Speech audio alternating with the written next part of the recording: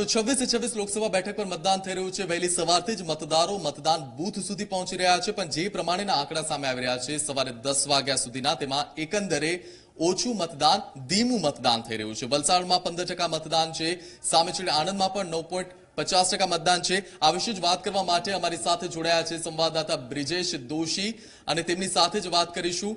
તો જે રીતે મતદાનના આંકડા સામે આવી રહ્યા છે તે મતદાનના આંકડા જોતા બ્રિજેશ સાથે જ વાત કરી। બ્રિજેશ, મતદાનના આંકડા જે પ્રમાણે સામે આવ્યા છે, એકંદરે ધીમું મતદાન થઈ રહ્યું છે, કઈ રીતે મતદાનને વધારી શકાય? જી 24 કલાક પણ ખાસ કરીને અપીલ કરી રહ્યું છે ત્યારે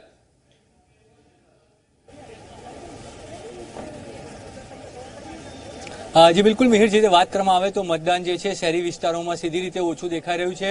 અમદાવાદ પૂર્વ બેઠક ઉપર પહેલા 2 કલાકમાં ફક્ત 5.4% મતદાન થયું છે, એટલે કે જે શહેરી વિસ્તાર છે ત્યાં મતદાનમાં ઉદાસીનતા જોવા મળી છે। ગાંધીનગર લોકસભાની વાત કરીએ તો તેની અંદર પણ ફક્ત 9% જેટલું જે મતદાન થયું છે, એટલે ખૂબ ઓછું મતદાન કહી શકાય। ગાંધીનગરની અંદર નારણપુરાની જો વાત કરીએ, નારણપુરામાં સૌથી ઓછું 6% વોટિંગ થયું છે। હાલ અમે ગાંધીનગર લોકસભાના એક બૂથ ઉપર છીએ કે જ્યાં લોકો જે છે દેખાઈ રહ્યા છે, પરંતુ જે વોટિંગની ટકાવારી છે ટકાવારી ઓછી છે। આ બૂથની મુલાકાત ભાજપના રાષ્ટ્રીય અધ્યક્ષ અમિત શાહ લેવાના છે। તેઓ જે 20 બૂથ ફરી રહ્યા છે તેમાંથી એક બૂથ અહીંનું છે અને તેના માટે તેઓ મુલાકાત લેવાના છે। પણ મહત્વનો મુદ્દો એ છે કે સતત અપીલ છતાં, હજુ ગરમી એટલી નથી તેમ છતાં સવારના સંજોગોમાં જે મતદાનનો આંકડો વધવો જોઈએ તેની જગ્યાએ મતદાનનો આંકડો ખૂબ જ ઓછો છે, ખૂબ જ ધીમું મતદાન થઈ રહ્યું છે। જી 24 કલાક તરફથી તમામ નાગરિકોને અપીલ છે કે તેઓ મોટા પાયે મતદાનમાં ભાગ લે। રજા પણ જાહેર કરી હોય છે, તેવા સંજોગોની અંદર જે છે મતદાન જે છે તે વાત કરવામાં આવે તો મતદાન ની ટકાવારી જે છે ટકાવારી હંમેશા શરૂઆતના કલાકોમાં વધવી જોઈએ, પણ તેના બદલે મતદાનની ટકાવારી ઓછી છે અને બપોર બાદ મતદાનમાં જે છે હજુ પણ ઘટાડો થાય તેવી શક્યતા છે। સૌથી મહત્વનો મુદ્દો એ છે કે મતદાનને લઈને આટલી જાહેરાતો ઇલેક્શન પંચ દ્વારા કરવામાં આવી, તમામ મીડિયા દ્વારા પણ એ વાત બતાવવામાં આવી, પણ તેમ છતાં શહેરી વિસ્તારની અંદર મતદાનનું પ્રમાણ જે છે ખૂબ ઓછું જોવા મળી રહ્યું છે, જે ચિંતાનો વિષય છે। સૌથી મહત્વની વાત, આદિવાસી વિસ્તારોમાં ત્યાં સૌથી વધુ મતદાન થયું છે, એટલે સૌથી આશ્ચર્યજનક ઘટનાક્રમ જે છે આદિવાસી વિસ્તારોની અંદર વધુ મતદાન, જ્યારે શહેરી વિસ્તારોમાં ઓછું મતદાન। જી મિહિર। બિલકુલ બ્રિજેશ, આભાર આપનો। આપની પાસેથી આગળ પણ અપડેટ લેતા રહીશું। તો જી 24 કલાક મતદાન વધુમાં વધુ થાય તેની અપીલ કરી રહ્યું છે અમે। જે રીતે મતાધિકારનો ઉપયોગ આપનો અધિકાર છે અને આ મતાધિકારનો ઉપયોગ કરવા જરૂરથી બહાર નીકળો અને મતદાન કરો, એ માટેની અપીલ કરી રહ્યા છે। મારી સાથે જે જોડાયેલા ગેસ્ટ છે, ભાજપમાંથી વરુણ પટેલ છે, સાથે જ શિરીષ કાશીકર રાજકીય વિશ્લેષક, દર્શનભાઈ દેસાઈ છે રાજકીય વિશ્લેષક, અને કોંગ્રેસમાંથી ઋતુરાજ મહેતા છે। શિરીષભાઈ, મતદાનના જે આંકડા સામે આવ્યા છે, ધીરે ધીરે જે સરેરાશ મતદાન છે તે ધીમું દેખાઈ રહ્યું છે, કઈ રીતે મતદાનની અપીલ કરી શકાય? બહુ સ્પષ્ટ છે કે જેમ હમણાં બ્રિજેશે કહ્યું પ્રમાણે શહેરી વિસ્તારની અંદર લોકો ક્યાંક ને ક્યાંક આળસ કરી રહ્યા છે, અને ઇન્ટરેસ્ટિંગલી આદિવાસી વિસ્તારોની અંદર સારું મતદાન થઈ રહ્યું છે। ગયા વખતનો પણ રેકોર્ડ છે કે જેટલી એસટી સીટો છે એ બધામાં એવરેજ 70% જેવું વોટિંગ થયું છે। તો ગ્રામ્ય વિસ્તારમાં રહેતા અથવા જેને આપણે પછાત કહીએ છીએ એ લોકો જો ખૂબ સુંદર મતદાન કરતા હોય ને પોતાનો લોકશાહી ધર્મ બજાવતા હોય તો શહેરમાં રહેનારા તો મોટાભાગના લોકોને ધંધાઓ, કારખાનાઓ કે કચેરીમાં બધી જગ્યાએ રજા છે, તો 10 મિનિટ માટે લોકો બહાર નીકળી થોડો સમય લાઇનમાં ઉભા રહી અને વોટિંગ કેમ ન કરી શકે? લોકો ચોક્કસ વોટિંગ કરવું જ જોઈએ।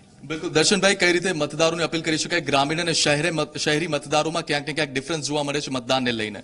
હા, ઘણો મોટો ડિફરન્સ દેખાય છે। જો કે આપણે સવારે જે રીતે જોતા હતા કે સવારે થોડુંક આપણે લાગ્યું કે ઘણું સારું 60 થી 70% જેવું મતદાન થઈ જશે, પણ ધીમે ધીમે હવે મતદાન ઘટવા માંડ્યું છે અને હજુ તો પૂરી સવાર પણ પૂરી નથી થઈ। હજુ તો 12 વાગ્યા સુધી તો ઘણું મતદાન થઈ શકવું જોઈતું હતું, પણ શહેરી એરિયામાં ઓછું મતદાન એ ભારતીય જનતા પાર્ટી માટે સમાચાર સારા નથી, અને રૂરલ એરિયામાં જો મતદાન વધારે થતું હોય તો એ કળ મેળવવો અઘરો છે। પણ કોંગ્રેસ પાર્ટી એવું માની શકે કે અમારા માટે સારું છે રૂરલ એરિયામાં જો વોટિંગ વધારે થાય તો।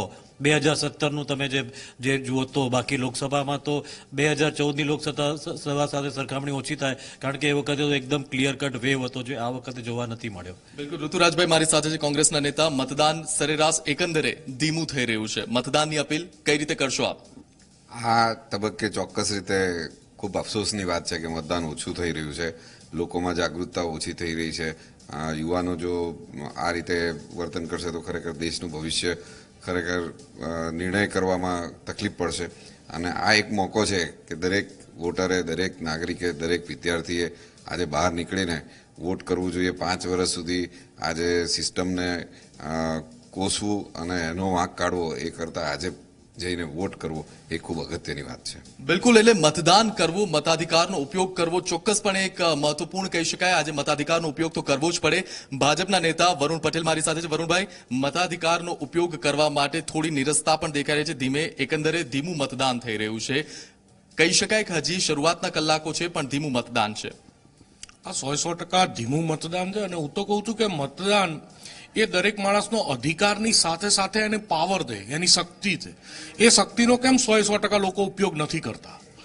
તમે આજે માનનીય વડાપ્રધાને પણ બહુ સારી વાત કરી કે આતંકવાદીઓનું હથિયાર આઈડી છે, તો તમારું હથિયાર વોટર આઈડી છે. આર્મીનું હથિયાર એ વેપન છે, તો એક નોર્મલ સિટીઝનનું વેપન એ એનો વોટ છે. એ વોટથી એ પોતાને ગમતી સરકાર, દેશની ઉન્નતિ માટેની સરકાર, દેશની સુરક્ષા માટેની સરકારનું નિર્માણ કરી શકે છે. અને એમાં દરેકે દરેક મતદારનો એક એક વોટ કિંમતી છે. પણ બહુ કમનસીબીની બાબત છે કે દેશની જનતા, રાજ્યની જનતા પોતાના પાવરનો, પોતાના અધિકારનો 100% ઉપયોગ નથી કરતી. હું તો થોડા મારા વડીલ મિત્રોથી ડિફર કરું છું કે 60-70% દેશમાં એવો જ દિવસ આવવો જોઈએ કે 100% મતદાન થાય. તો એક સારા ભારતનું, સારા દેશનું આપણે નિર્માણ કરી શકીશું. અને તો તમે સરકાર જોડે માંગણી કરવા કંઈક છો હકદાર છો, કમ્પ્લેન કરવા હકદાર છો, કે સારી ખરાબ કમેન્ટ કરવા હકદાર છો. તમે તમારો પાવર, તમારા અધિકાર, તમારા વોટનો ઉપયોગ કરતા નથી અને પછી 5 વર્ષ સારી ખરાબ કોમેન્ટ, સારી ખરાબ અપેક્ષાઓ સરકાર પાસેથી રાખો તો એ વ્યાજબી વાત નથી. દરેકે વોટ કરવો જોઈએ. બિલકુલ, એટલે કાલ સુધી કહી શકાય કે નેતાઓનો દિવસ હતો, આજે તમારો દિવસ છે. અને આપને અમે પણ અપીલ કરી રહ્યા છીએ ઝી 24 કલાક તરફથી કે મતદાન કરવા જાઓ અને મતાધિકારનો પૂર્ણપણે ઉપયોગ કરો. ઝી 24 કલાક આ મુહિમ ચલાવી રહ્યું છે કે વધુમાં વધુ મતદાન થાય. આપ જોઈ રહ્યા છો જે દ્રશ્યો છે તે દ્રશ્યોમાં દેખાઈ રહ્યા છે ડોક્ટર CJ ચાવડા કે જેઓ કોંગ્રેસના ગાંધીનગર લોકસભા બેઠક પરથી ઉમેદવાર છે અને તેમણે પણ પોતાના મતાધિકારનો ઉપયોગ કર્યો છે. વહેલી સવારથી જ ભાજપ કોંગ્રેસના દિગ્ગજ નેતાઓ પોતાના મતાધિકારનો ઉપયોગ કરી રહ્યા છે. એનસીપીના નેતા શંકરસિંહ વાઘેલા પણ પહોંચ્યા હતા અને તમામ પોતાના મતાધિકારનો ઉપયોગ કરી રહ્યા છે. ત્યારે ચોક્કસપણે એક આમ નાગરિક તરીકે પોતે બધાએ મતાધિકારનો ઉપયોગ કરવો જોઈએ અને ઝી 24 કલાક આ જ અપીલ કરી રહ્યું છે.